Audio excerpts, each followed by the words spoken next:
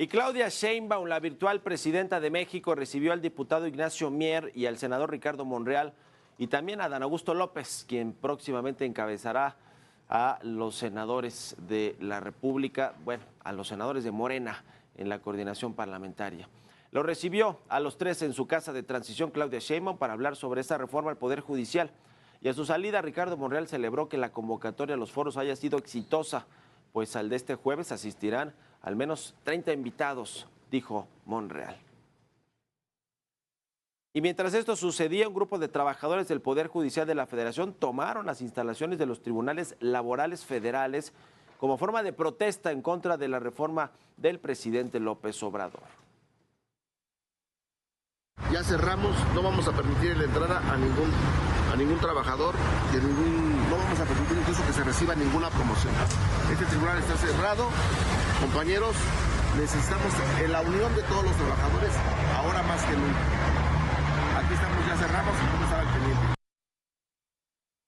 Y Claudia Sheinbaum pidió a los trabajadores del Poder Judicial estar tranquilos, dijo que su trabajo no se verá afectado con esta reforma. Así fueron los comentarios de la próxima presidenta de México. Primero, que tengan tranquilidad, que la reforma judicial que se presentó no implica de ninguna manera afectar los derechos laborales de los trabajadores y trabajadoras del Poder Judicial. Esos permanecen intactos, que tengan esa certeza. Lo que estamos hablando pues es de los magistrados, de los jueces y de los ministros de la Suprema Corte. Pero los trabajadores no van a tener afectados.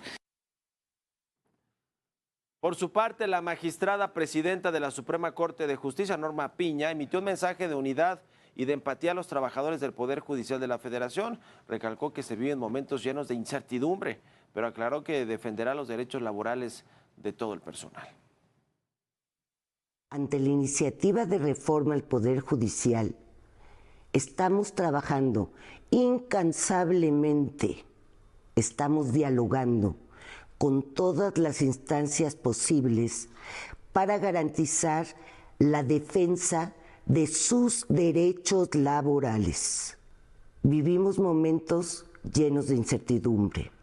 Sin embargo, es precisamente en estos tiempos cuando más debemos demostrar que trabajamos por México. Nuestros principios y nuestros valores son el pilar que sostiene y sostendrá al Poder Judicial de la Federación. De igual forma, la magistrada del Tribunal Electoral, Yanine Otálora, respaldó a los trabajadores del Poder Judicial para manifestarse y expresar sus puntos de vista sobre esta reforma.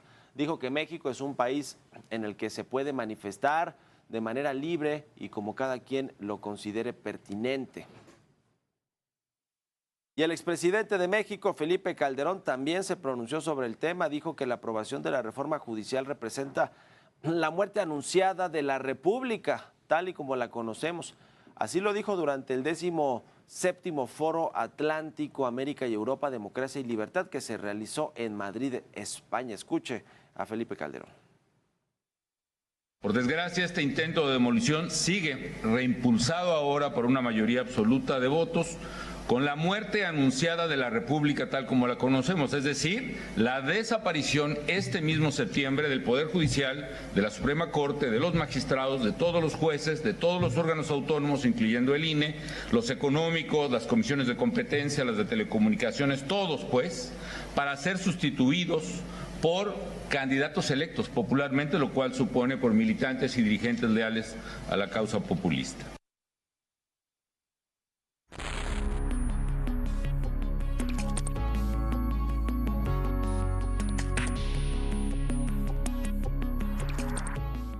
Bueno, pues, ¿qué le depara el Poder Judicial en México, además de esta reforma? Y cuando digo qué le depara, no solo es de aquí a septiembre, sino más bien, no solo es en septiembre cuando ya se apruebe eventualmente esta reforma y se vaya a implementar ya después de su promulgación, sino de aquí a septiembre, ¿qué va a suceder con todo el Consejo de la Judicatura, con todos los trabajadores del Poder Judicial de la Federación?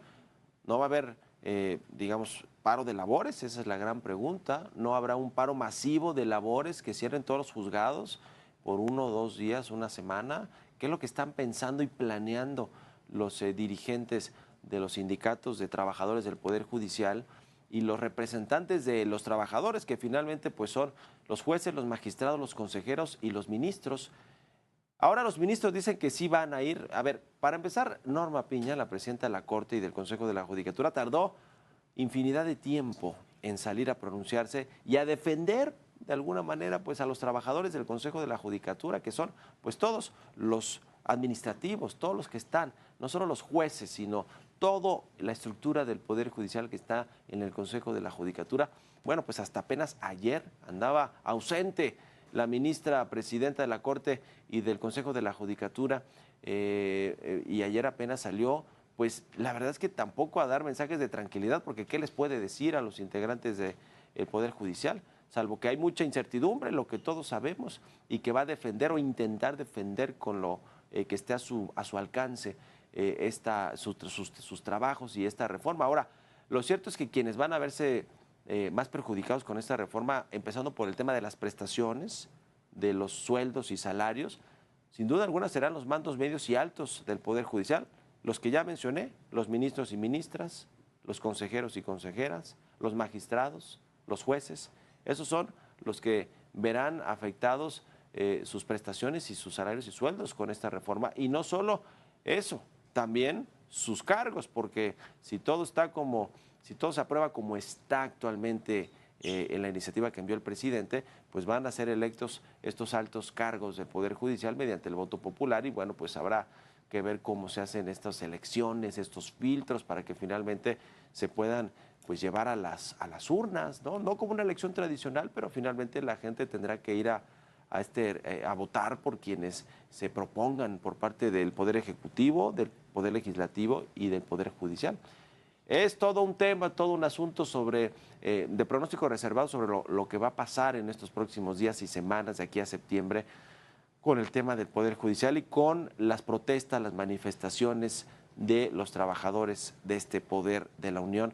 Porque ya lo vimos con Lenia Batres, ¿no? Con estos foros en los que participó, y bueno, ahí le dijeron pues prácticamente que era una ministra incompetente y que además pues no tenía el conocimiento, por lo tanto es incompetente, pero digamos que una ministra que desconocía muchos temas de la Constitución y de cómo se llevan a cabo las diligencias y las votaciones en la Suprema Corte de Justicia de la Nación. En fin, veremos qué sucede. Es buena señal que los ministros ahora sí, porque mire, los ministros antes de que arrasara Morena en la elección del 2 de junio, no se quisieron presentar, salvo 2, a los foros de Parlamento Abierto para discutir la iniciativa de reforma que mandó el presidente. Es decir, empezando por la presidenta de la Corte, Norma Piña, despreciaron esas pláticas, esas diligencias. Y ahora resulta que ahora sí van a ir todos, ¿no? Porque no les queda de otra, porque ya con la mayoría aplastante que trae Morena en el bolsillo, en la Cámara de Diputados y en el Senado, pues ahora sí que van porque es lo que tienen que hacer. En fin, todo un tema. Fíjense que por cierto, hay una información trascendidos con respecto a que algunos de los ministros de la Corte estarían buscando que Norma Piña deje, pues antes de que se acabe la Corte como la conocemos, antes de que se extinga, se disuelvan los cargos que se tienen ahora, se piensa reducir de 11 a 9 integrantes del Pleno de la Suprema Corte de Justicia de la Nación, pues que Norma Piña deje su cargo como presidenta y que sea más bien otros ministros, los que son afines a la 4T, Yasmín Esquivel, Loreta Ortiz, Lenia Batres, e incluso el ministro Ortiz Mena, quienes se encarguen de llevar, digamos, la voz cantante para tratar de defender al Poder Judicial y a la Corte de